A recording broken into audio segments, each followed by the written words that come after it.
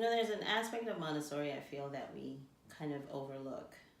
Um, or it's so subtle that we don't really acknowledge it or look at it, and that's the whole idea of the spiritual development of the person and the spiritual development of the human being.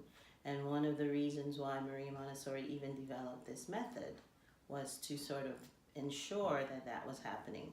So you can think of the world at that time, and even now, education is sort of looked at as something that's intellectual, right? So we're developing the human being intellectually, right? There's that mental stimulation that's happening. There's all that academic benefits that you get from engaging in Montessori practice.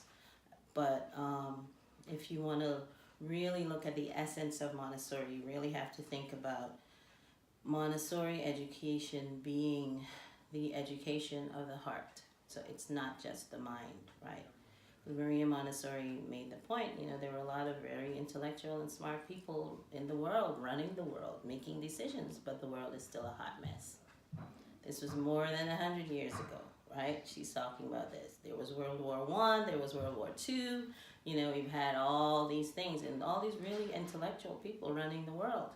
And so for her, and I guess for me, which is something that really resonated with me, was the idea of trying to change the world through changing how you interact with children from birth, right? So if you're able to have that mindset of this child, this new soul is coming in, we want to have an environment prepared that's going to maximize all the opportunities that this child needs to experience, right? All the things that the child needs to experience. We prepare ourselves to be able to work with the child in a way that is not damaging, right? That's not damaging to that new soul. That's not damaging to their spirit.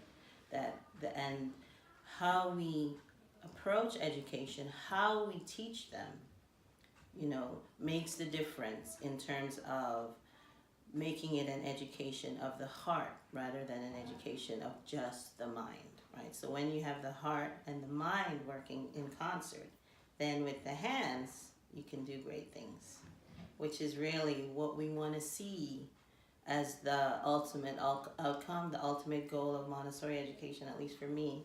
I would like to see hearts and heads and hands creating a much better world than we have right now.